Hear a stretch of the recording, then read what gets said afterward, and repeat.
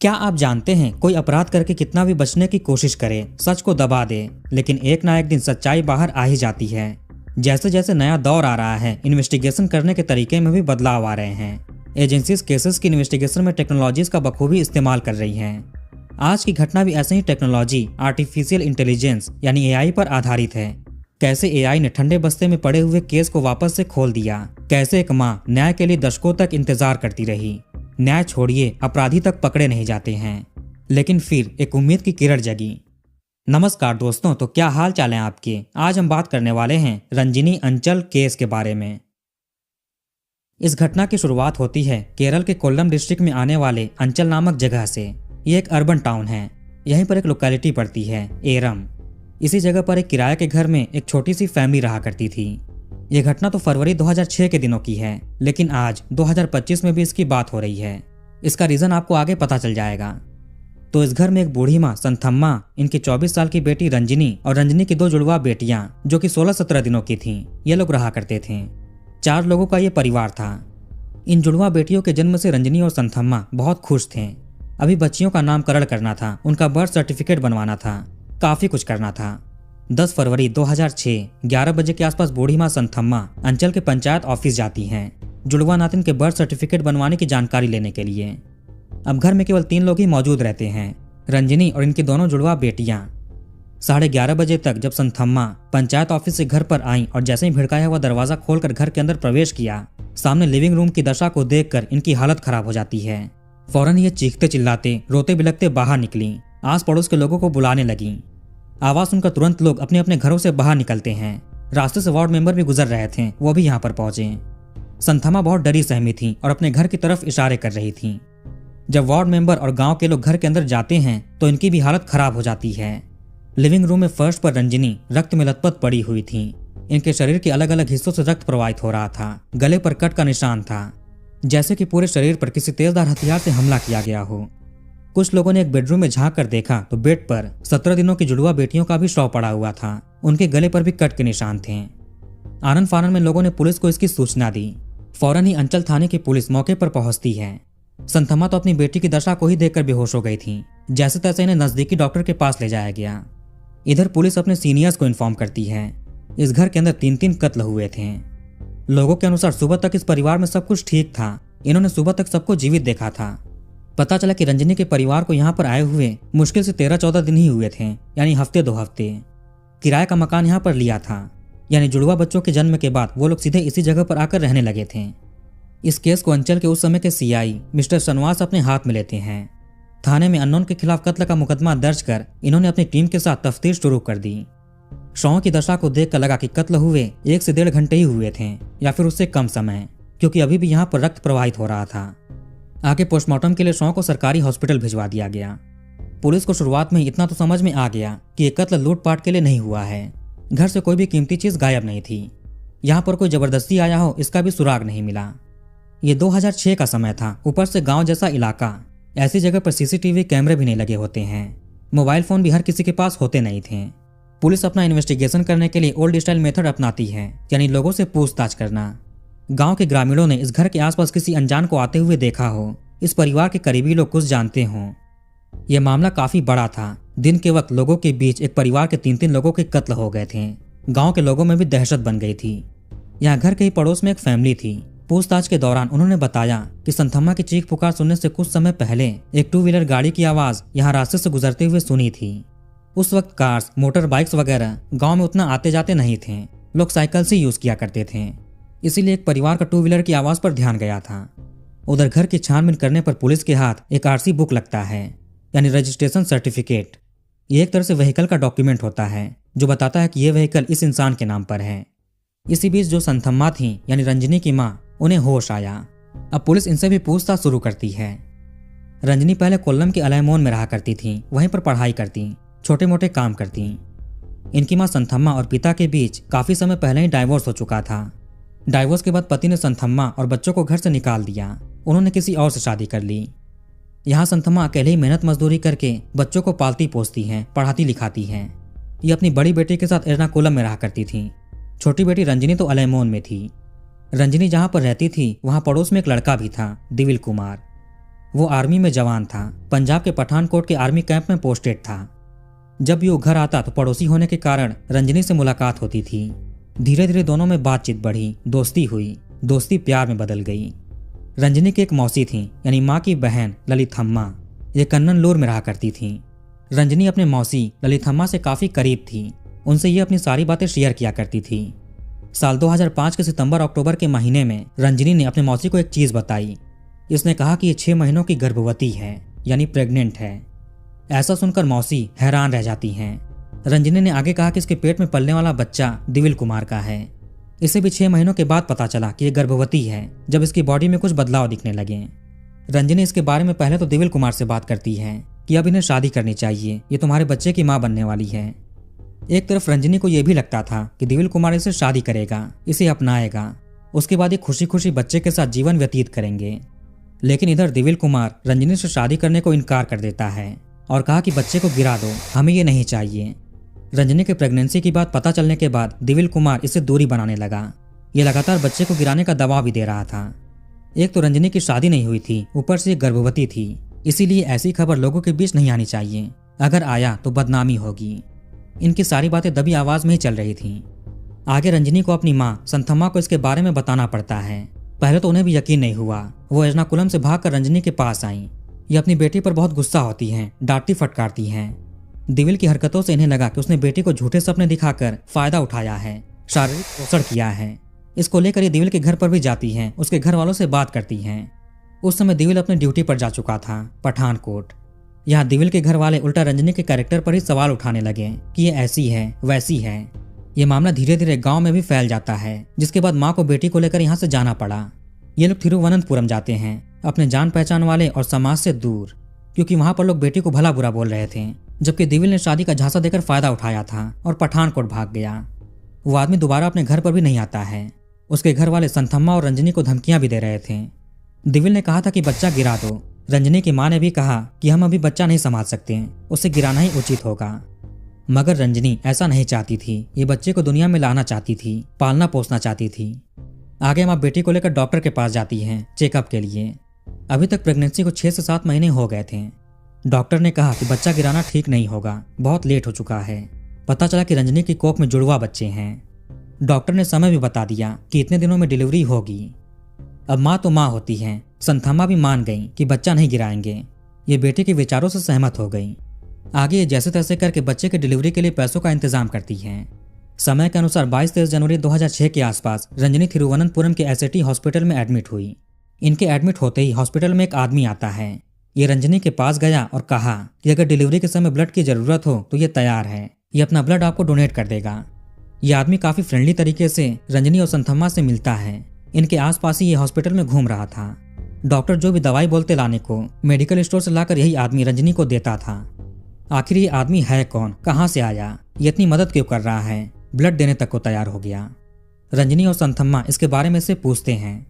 इसने अपना नाम बताया, अनिल कुमार। यह कोल्लम डिस्ट्रिक्ट का रहने वाला है। यह हॉस्पिटल में किसी काम से आया था। इसने आगे कहा कि आप लोगों को देखकर कुछ अपनापन महसूस हुआ, इसीलिए सोचा कि बातचीत किया जाए। अब इसी तरह से रंजनी और अनिल कुमार के बीच दोस्ती होती है। हॉस्पिटल में हर तरीके से ये आदमी मदद कर रहा था, दवाइयां लाकर देता, पैसे देता। संथम्मा ने इस आदमी को फरिश्ता समझा। ऊपर वाला किसी न किसी को मदद करने के लिए भेज देता है। अनिल वही इंसान है। अब 24 जनवरी 2006 को रंजनी ने जुड़वा बेटियों को जन्म दिया।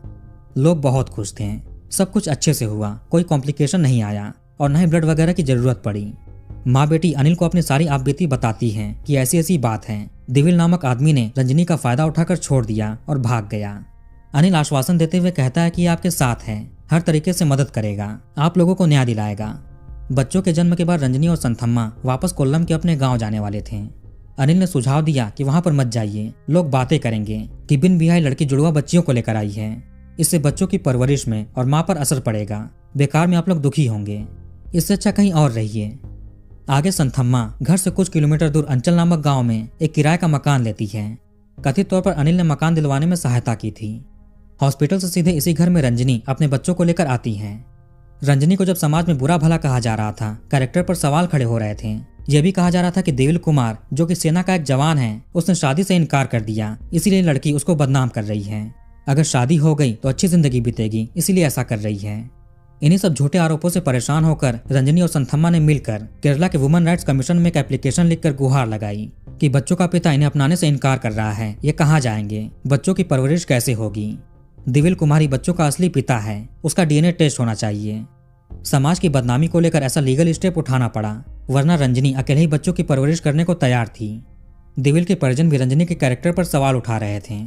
फरवरी 2006 के शुरुआती हफ्ते में Kerala state women rights commission की तरफ से एक डायरेक्टिव भी इशू होता है कि दिविल कुमार का डीएनए टेस्ट होना चाहिए। अगर वो पिता है तो बच्चों की जिम्मेदारी उठानी पड़ेगी। यहाँ जो आदमी हॉस्पिटल में मिला, अनिल कुमार, वो भी रंजनी के साथ था। अक्सर इसका घर पर भी आना जाना होता था। ये रंजनी के करीब भी जाने की कोशिश करता है, लेकिन रंजनी पहले ही एक धोखा खा चुकी थी, अब और नहीं सहन कर सकती। इसीलिए इसने अनिल को इग्नोर किया, मना किया। पर यह चीज ज्यादा बढ़ती नहीं है, अनिल मान गया था। दोस्ती के नाते यह परिवार का साथ दे रहा था। यह हमेशा घर पर रंजनी और बच्चियों को देखने आता। 10 फरवरी 2006 को जब संथम्मा पंचायत ऑफिस जाने के लिए रेडी होकर 11 बजे निकल रही थी, उसी समय अनिल कुमार घर पर आया। चौखट पर यह संथम्मा से मिलता है, बातचीत हुआ। अनिल हमेशा की तरह यहाँ पर आया हुआ था, लेकिन आज जब संथम्मा कहीं जा रही थी तो अनिल ने भी कहा कि इसको भी कुछ काम है, थोड़ी देर में ये वापस आएगा। इसके बाद ये चला गया। वैसे 2 व्हीलर गाड़ी से यहाँ पर आता था, स्कूटर से। उन दिनों तो स्कूटर ही प्रचलन में था। आगे 11:30 बजे जब संथम्मा घर पर आई तो अपनी बेटी का शव देखा। ये सारी चीजें सुनकर पुलिस के मन में पहला शक दिविल कुमार पर जाता है कि उसने ही कत्ल किया होगा, क्योंकि रंजनी ने उसके खिलाफ डीएनए टेस्ट के लिए वुमेन राइट्स कमीशन में अर्जी दे दी थी और फैसला भी दिविल के खिलाफ आया था, यानी डीएनए टेस्ट होगा। दूसरा सस्पेक्ट था अनिल कुमार, जो कि अचानक से रंजनी से हॉस्पिटल में मिला और दोस्ती गहरी हुई। अंचल में आस पड़ोस के लोग भी अनिल को यहाँ पर आते जाते देखा करते थे। पुलिस को पता चला कि कत्ल वाले दिन दिविल कुमार पठानकोट में था, यानी ड्यूटी पर। अब उसकी मौजूदगी यहाँ पर कैसे स्टैब्लिश हो। पुलिस को क्राइम सीन से आरसी बुक मिला था। पहले तो लगा कि ये कागज का टुकड़ा क्या ही एविडेंस है, क्या पता चलेगा। फिर भी पुलिस को केवल यही क्लू मिला था। इसे लेकर पुलिस रीजनल ट्रैफिक ऑफिस पहुंची।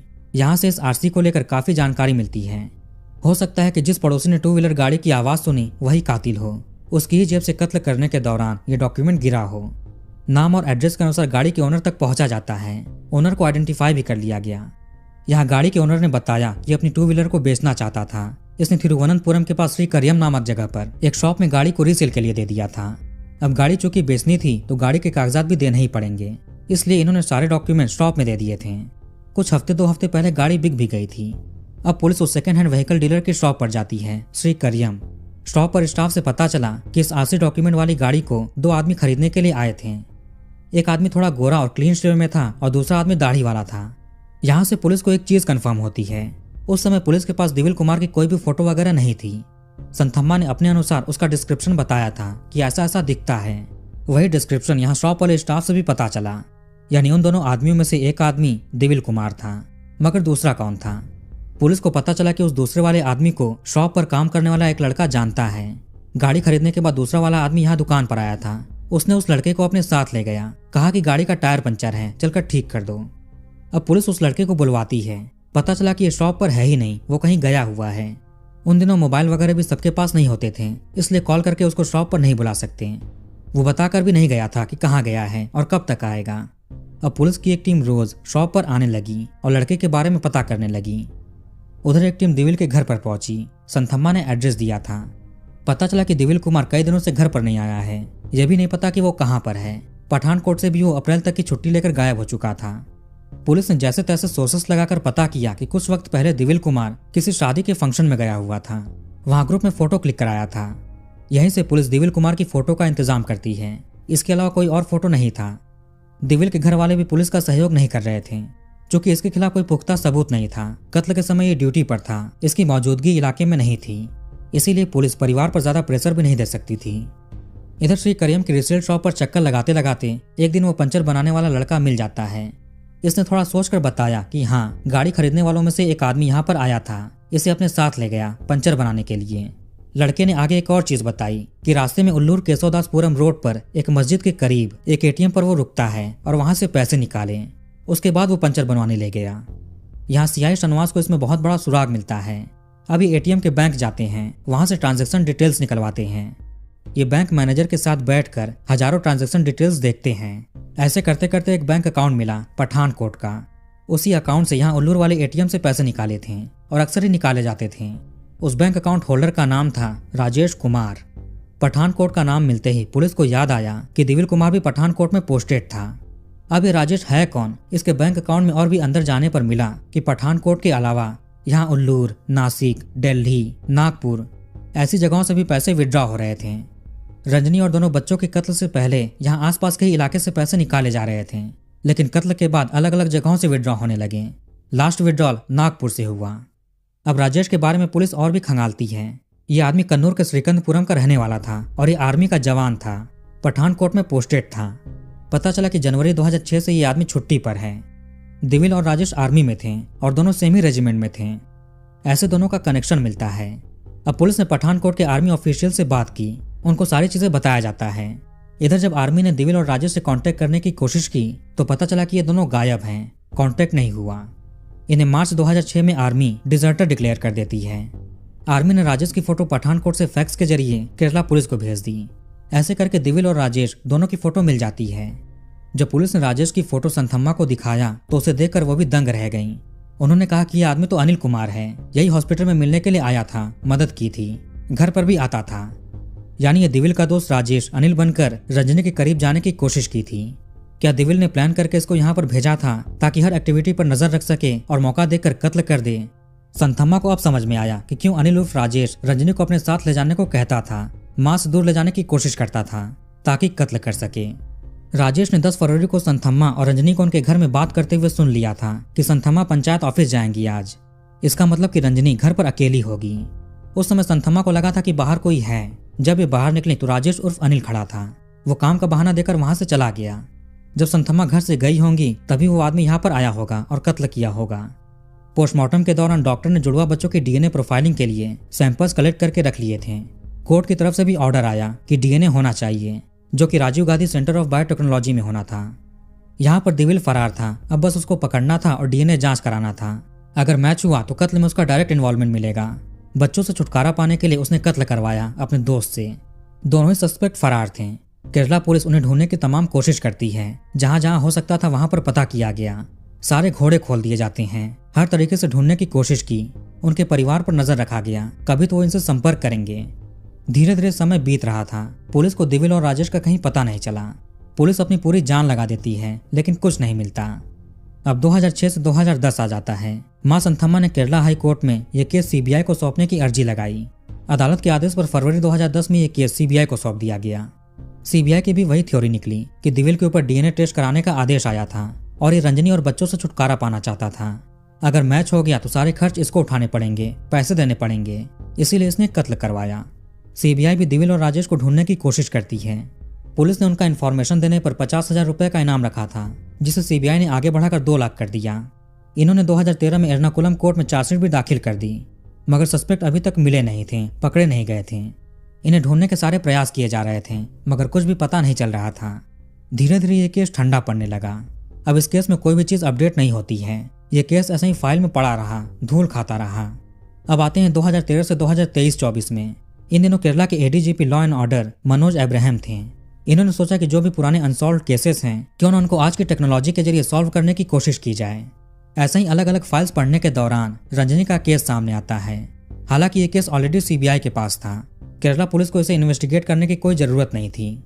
फिर भी एडीजीपी ने सोचा कि एक बार कोशिश करनी चाहिए। यहाँ पर एक महिला और 2 मासूम बच्चों का कत्ल हुआ था, उन्हें न्याय मिलना चाहिए, अपराधी पकड़े जाने चाहिए। अब ये अपनी टीम से बात करते हैं। इस केस में 2 सस्पेक्ट थे जिनकी फोटोज थी। पुलिस ने अलग अलग एआई टूल्स का सहारा लेकर उन फोटोज को एडिट किया। ये देखने लगे कि आज के समय में ये दोनों आदमी कैसे दिखेंगे, 19 सालों के बाद कैसे दिख रहे होंगे। अलग अलग तरीकों से फोटोज को एडिट किया गया, जैसे किसी में लंबे बाल हो, किसी में बिना बाल के, किसी में दाढ़ी हो, किसी में मूंछ हो, किसी फोटो में हाव भाव अलग हो, किसी में नॉर्मल दिखे। ऐसे करके कई सारी फोटोज बनाई गई। उसके बाद उन्हें रिवर्स सर्च करना शुरू किया गया। सोशल मीडिया पर ढूंढा जाने लगा किसी ऐसे ही दिखने वाले आदमी ने फोटो अपलोड किया हो। इसमें कई महीने बीत जाते हैं। किसी सर्च में 25% मैच दिखते हैं तो किसी में 30%, किसी में 40% तो किसी में 50%। ऐसे करते करते नवंबर-दिसंबर 2024 के समय में पुलिस को एक सोशल मीडिया अकाउंट पर एक फोटो मिलता है, जिसे एआई द्वारा बनाया गया फोटो 90% मैच हुआ। अब लगा कि कुछ करना चाहिए, इस सोशल मीडिया अकाउंट के बारे में पता करना चाहिए। ये फेसबुक अकाउंट था। पता चला कि ये तमिलनाडु के पौंडीचेरी का अकाउंट है। अब पुलिस ने सीबीआई को अपनी तफ्तीश के बारे में बताया, क्योंकि ऑफिशियली केस सीबीआई के हाथ में था। अब सीबीआई ने चेन्नई यूनिट को अलर्ट किया और इस फेसबुक अकाउंट के बारे में जांच कराया। जिस आदमी से फोटो मैच हुआ था वो प्रवीण कुमार नामक आदमी था और ये फोटो सस्पेक्ट राजेश से मैच हुआ। भले ही आदमी कोई भी हो, नाम पता कुछ हो, लेकिन जांच करने में क्या जाता है। क्या पता कि 19 सालों के बाद केस सुलझ जाए। केस तो सुलझ ही गया था, सस्पेक्ट नहीं पकड़े गए थे, सस्पेक्ट पकड़े जाए। सीबीआई प्रवीण के बारे में और भी जानकारी जुटाती है। इसके घर के पास जाकर कई दिनों तक नजर रखा गया। यह आदमी काफी हद तक राजेश कुमार जैसा दिख रहा था। कई दिनों तक नजर रखने के बाद एक दिन सीबीआई के ऑफिसर ने प्रवीण को राजेश के नाम से पुकारा। यह आदमी पलट कर देख लेता है। भीड़ में कोई और नहीं पलटता है, बस इसने ही पलट कर देखा। सीबीआई समझ गई कि यही राजेश है। 4 जनवरी 2025 तक इसको उठाया गया, सख्ती से बातचीत की गई। ये मान लेता है कि यही राजेश कुमार है। इसने ही रंजनी और दोनों बच्चों का कत्ल किया था। इसी दिन दिविल कुमार को भी अरेस्ट किया गया। पुलिस और सीबीआई की थ्योरी सही थी। दिविल के कहने पर ही राजेश ने कत्ल किया था। ये लोग इधर उधर भागते रहे, फिर पौंडीचेरी आते हैं क्योंकि यहाँ पर इनका जानकार था। उसके जरिए ये लोग यहाँ पर बच सकते थे। यहाँ पर इन्होंने अपनी पहचान बदली, आईडी बदली, नए आधार कार्ड बनवाए, पैन कार्ड बनवाए। दिविल कुमार बन गया विष्णु और राजेश बन गया प्रवीण। इन्होंने यहाँ पर इंटीरियर डिजाइनिंग का बिजनेस शुरू किया। आगे ये जमीन लेकर यहीं पर बस जाते हैं, घर बनवाते हैं। दोनों ने शादी कर ली। इन दोनों की पत्नियां स्कूल की टीचर्स थीं। जब लोकल पुलिस ने संथम्मा को कॉल करके अरेस्टिंग के बारे में बताया, उस समय वो मंदिर में थीं। ये फोन पर ही रोने लगती हैं। रोज ये मंदिर में बेटे के कातिलों को पकड़ने की प्रार्थना करती थीं। अब लगभग 20 सालों के बाद आरोपी पकड़े गए। इन्होंने अपना जुर्म भी स्वीकार कर लिया। संथम्मा यही मंदिर में ही रहती थीं। यहाँ पर छोटे मोटे काम करके अपनी जीविका चला रही थीं। सीबीआई ने दिविल और राजेश को अरेस्ट कर जेल भेज दिया। अब इन पर मुकदमा होगा। तो वीडियो को यहीं पर खत्म करते हैं। आप कमेंट करके अपनी राय बताइए। इस वीडियो को लाइक और शेयर जरूर करिए। हमारे चैनल को सब्सक्राइब करके बेल आइकन ऑन कर लीजिए। मिलते हैं नेक्स्ट वीडियो में। धन्यवाद।